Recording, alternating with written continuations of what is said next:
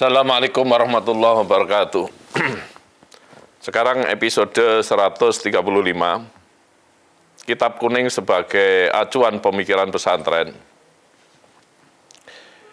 Di kalangan pesantren sangat terkenal istilah Kitab Kuning, yakni kitab yang dijadikan referensi pembelajaran bagi para santri di pesantren.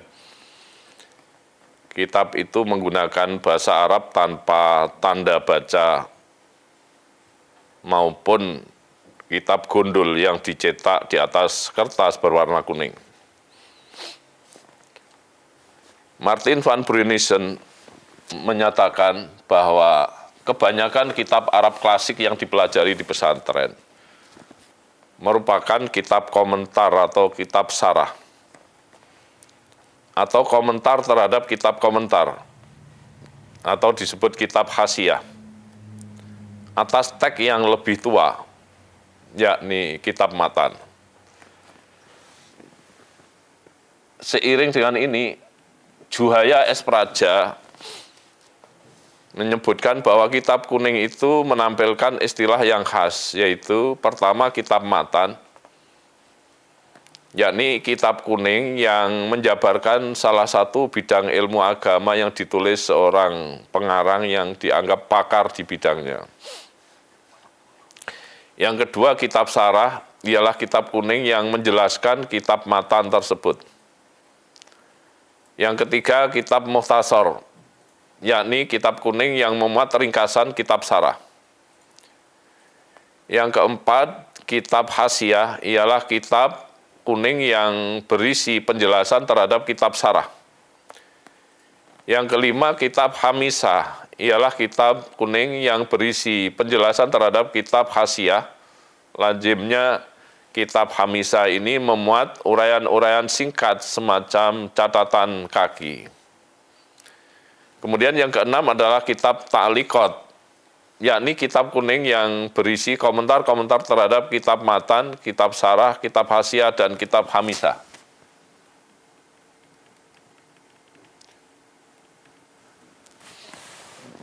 Jadi ada beberapa kategori.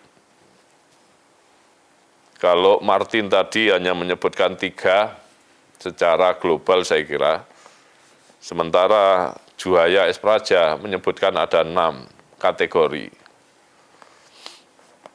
Masing-masing kategori memiliki ciri sendiri-sendiri, sehingga bisa dibedakan.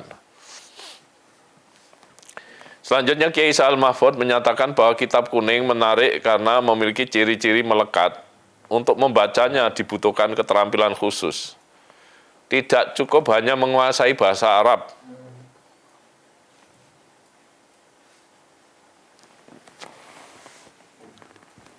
Sebab kenyataannya ada banyak orang yang menguasai bahasa Arab tetapi mengalami kesulitan-kesulitan tertentu dalam membaca dan memahaminya. Sebaliknya tidak sedikit kiai yang menguasai kitab kuning tidak mampu berbahasa Arab. Nah, ini unik sekali kasusnya. Terutama yang kedua tadi.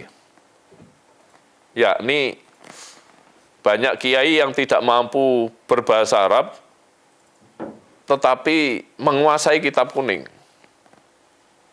Ini sesungguhnya unik. Dalam kasus yang pertama, menguasai bahasa Arab tetapi kesulitan memahami kandungannya karena bahasa yang dikuasai adalah bahasa yang bersifat gramatikal. Bukan bahasa kultur. Bahasa gramatikal, bahasa yang diatur secara ketat oleh grammar, yaitu ilmu nahwu dalam bahasa Arab. Kalau kemudian orang yang tidak menguasai bahasa Arab tetapi sangat menguasai kitab kuning, barangkali saking seringnya mengaji kitab yang sama sehingga pembacanya banyak menengarai, mencermati terjemahan-terjemahan dari kiainya. Itu yang mungkin terjadi.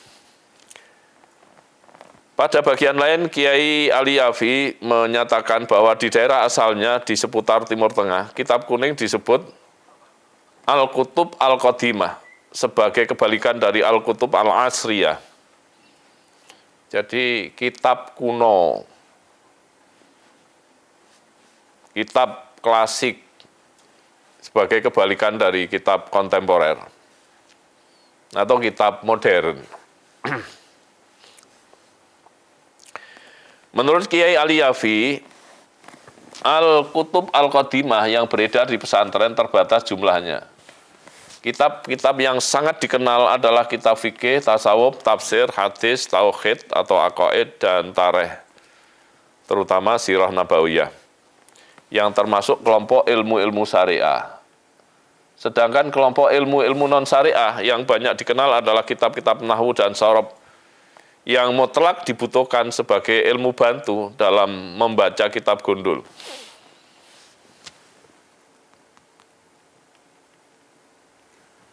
Karena itu, terutama pesantren-pesantren salaf, ilmu sorob dan ilmu nahwu itu mendapat penekanan yang kuat walaupun rankingnya masih di bawah fikih. Karena kedua ilmu itu sangat penting di dalam memupuk kemampuan kegiatan membaca dan memahami kitab-kitab kuning yang bersifat gundul itu tanpa harokat. Tentu ini akan lebih bagus lagi kalau dinaikkan menjadi penguasaan terhadap balaghah dan semacamnya.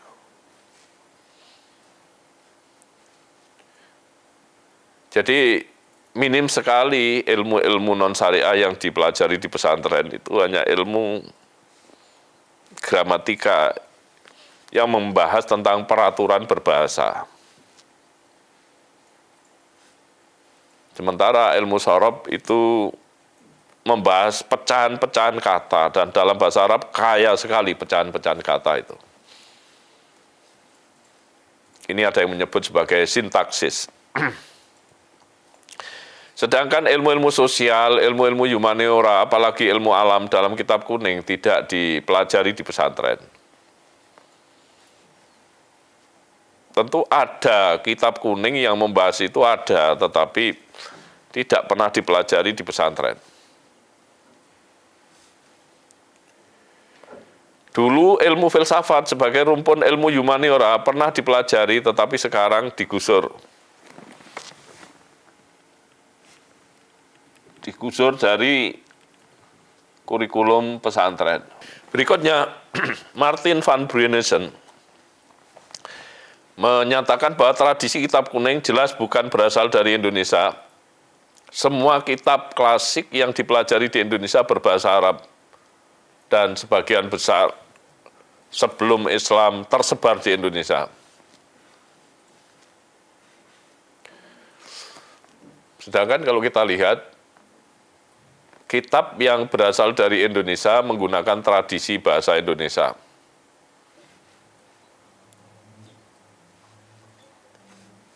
Atau tradisi bahasa daerah. Ada kitab yang ditulis dengan bahasa Jawa, bahasa Madura, bahasa Sunda, maupun bahasa-bahasa yang lain. Kitab yang menggunakan tradisi bahasa Jawa saja misalnya, sekarang hampir punah.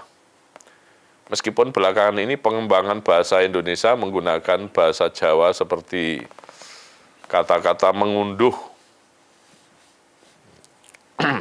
itu diambilkan dari bahasa Jawa. Dan banyak lagi saya kira. Selanjutnya Kiai Husain Muhammad menyatakan masyarakat pesantren memposisikan kitab kuning sebagai pedoman maupun tuntunan berpikir dan bertingkah laku. Kitab ini menjadi bagian yang menyertai perjalanan dan kultur pesantren. Pada bagian lain, Sohibul Mighfar menyatakan bahwa kitab-kitab yang dikaji di pesantren hampir semuanya merupakan ilmu-ilmu yang berbasis pada epistemologi bayani dan irfani. Maka yang terjadi, yang tampak terlihat tradisi penulisan kitab secara terulang-ulang, mulai kitab matan, kitab sarah, kitab hasiah, kitab hamisah, mempengaruhi pola pikir santri pesantren. Sehingga dominasi unsur aksiologis itu sangat kuat sekali.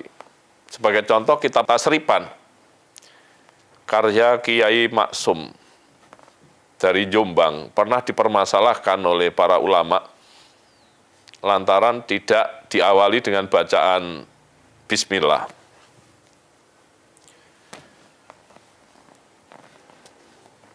Dan kita melihat bahwa dominasi epistemologi Bayani dan Irfani itu yang mewarnai kitab-kitab di pesantren, tetapi tidak ditemukan atau kalau ada sangat kecil ya, ekspresi dari epistemologi Burhani.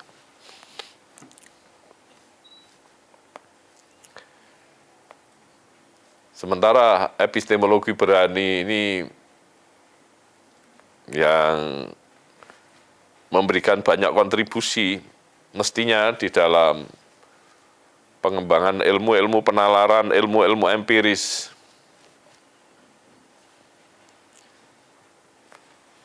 Kemudian Profesor Dr. Abu Yazid menyatakan lazimnya kitab kuning yang digunakan di pesantren memiliki perspektif fikih. Corak pengembangan ilmu fikih tidak terlepas dari sejarah pendirian pesantren yang dipusatkan di desa-desa, concern pada pembelajaran ilmu-ilmu agama atau tafakuh fiddin.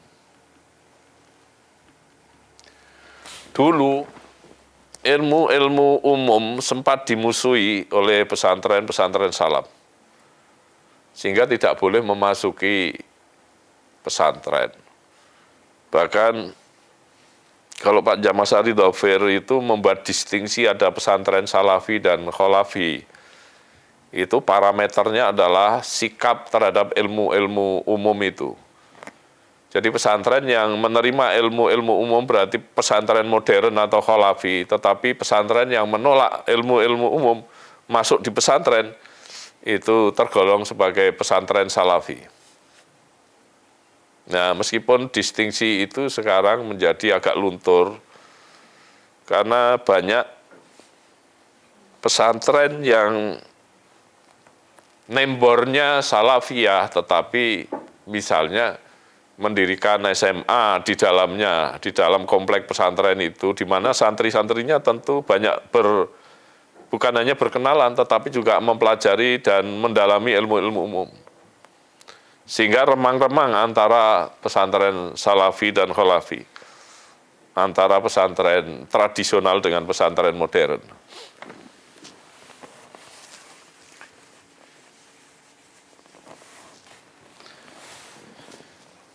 Gelombang-gelombang terakhir ini banyak sekali pesantren-pesantren salaf yang kemudian mendirikan SMK. Sehingga mau tidak mau ilmu umum kemudian diterima, baik secara sukarela maupun karena keterpaksaan keadaan. Selanjutnya Nahai menyatakan bahwa kitab-kitab kuning yang menjadi bahan kajian di pesantren lebih banyak berasal dari aliran Syafi'iyah daripada aliran lainnya, terutama kitab-kitab yang ditulis pada abad 6 sampai abad 10 Hijriah. Hal ini dikarenakan dominasi kitab-kitab itu berada pada ilmu fikih, sedangkan pesantren mengikuti mazhab Syafi'i.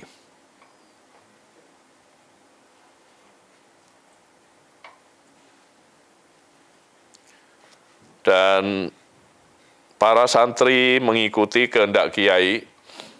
Di pesantren tidak ada kebebasan penggunaan kitab marojik atau kitab referensi semaunya, tidak ada. Harus sesuai dengan yang dipaketkan oleh pesantren.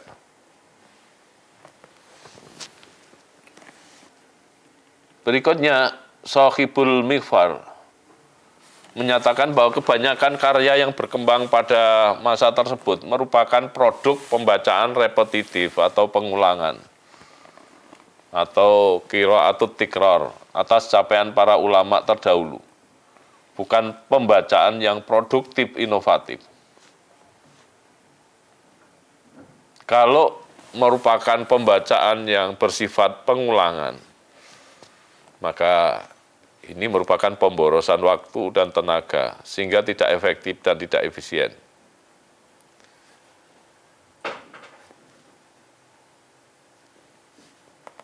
Akhirnya kita melihat tidak ditemukan fasilitas maupun stimulasi terhadap tumbuhnya kreativitas berkarya.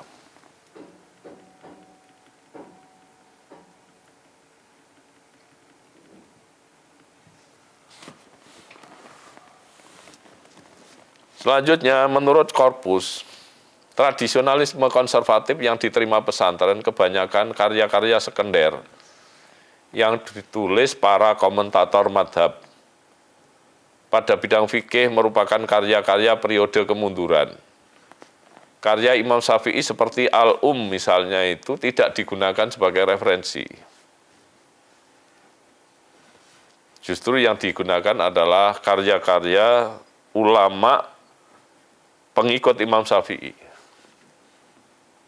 Tetapi mungkin punya pertimbangan di samping waktunya itu abad 2 Hijriah, terlalu jauh dari kasus-kasus yang muncul sekarang ini.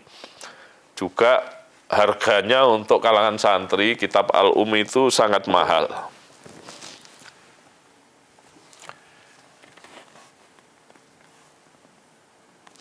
Kemudian karya-karya periode kemunduran itu kebanyakan menggunakan nalar yang pasif, apatis, dan stagnan, serta jauh dari nalar yang proaktif apalagi progresif. Jadi kemunduran dan kemajuan itu akan memberikan pengaruh atau warna bagi corak suatu pemikiran atau penalaran seseorang, termasuk juga para ilmuannya, para mu'alif, para musonef, atau para pengarang kitab-kitab kuning itu sendiri. Profesor Dr. Jamasari Dhaufir mengatakan bahwa pada akhir abad ke-19 Masehi, para santri dari berbagai daerah di Jawa yang belajar di Mekah baru merasakan sempurna pelajarannya jika telah berguru pada Syekh Nawawi Al-Bantani dan Syekh Mahfud At-Tarmisi. Keduanya sebagai guru besar di Masjidil Haram Mekah. Hal ini berimplikasi pada proses homogenitas kitab-kitab yang digunakan pesantren-pesantren di Jawa, proses homogenitas faham keagamaan dan kehidupan kultural para kiai di Jawa.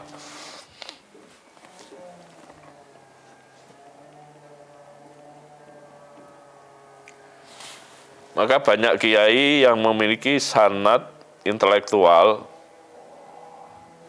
dengan kiai-kiai didikan dari kedua syekh tadi. Berarti sanad intelektualnya juga sampai kepada dua syekh tadi, Syekh Nawawi Al-Bantani dan Syekh Mahfud At-Tarmisi.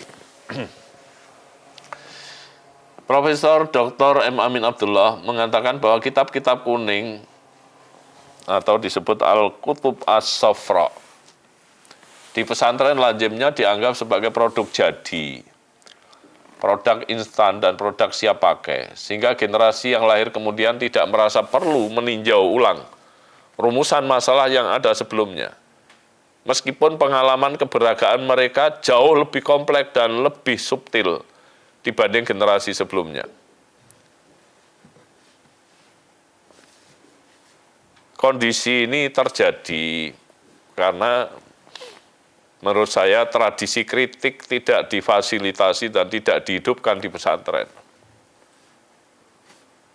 Yang kedua, karena sikap pesantren sangat a priori terhadap kemampuan kitab kuning itu, hingga dalam batas-batas tertentu menjadi takdisul afkarid dini atau takdisul afkarid diniyah, penyucian atau penyakralan pemikiran agama, atau penyucian atau penyakralan pemikiran keagamaan yang terdapat dalam kitab-kitab kuning. Akhirnya banyak kesulitan. Bagaimana pengalaman abad ke-9 diterapkan pada abad ke-21? Sehingga dalam Bahsul Masail banyak keputusan yang dimaukufkan atau dihentikan karena belum menemukan rujukannya. Kiai Ali Yafi menuturkan bahwa kitab kuning sebagai salah satu unsur mutlak dari proses pembelajaran di pesantren sangat penting dalam membentuk kecerdasan, intelektualitas, dan moralitas kesolehan atau kualitas keagamaan pada para santri. Pesantren tidak mengenal buku-buku lain selain kitab kuning. Karena ini terlanjur a priori tadi terhadap keagungan kitab kuning. Pengaruh dari kitab yang menjadi referensi itu yang terbesar justru dalam dataran aksiologis dengan model berpikir dikotomik atau pembelahan antara halal haram, antara sunnah makruh, antara sah batal, antara sunnah bid'ah, dan lain sebagainya. Jadi pendekatannya hitam putih di dalam menangani sesuatu, padahal pendekatan-pendekatan lain yang jauh lebih strategis daripada hitam putih, daripada pendekatan hitam putih, itu masih banyak yang perlu bahkan seharusnya ditempuh.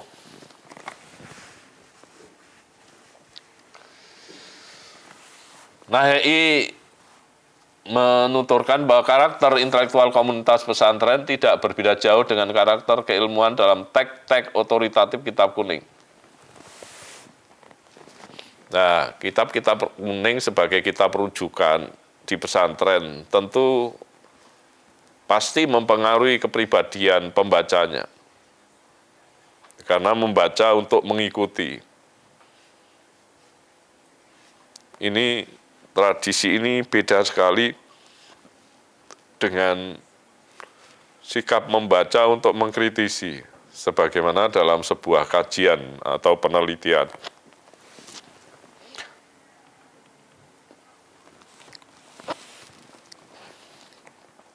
Kalau kajian atau studi atau penelitian itu tidak serta-merta menelan bunyi teks dalam suatu buku atau suatu kitab, melainkan harus dikritisi sehingga didapat pemahaman yang mendalam apa sesungguhnya yang terjadi. Saya kira itu, saya akhiri, wallahul muwaffiq ila aqwamit thoriq. Wassalamualaikum warahmatullahi wabarakatuh.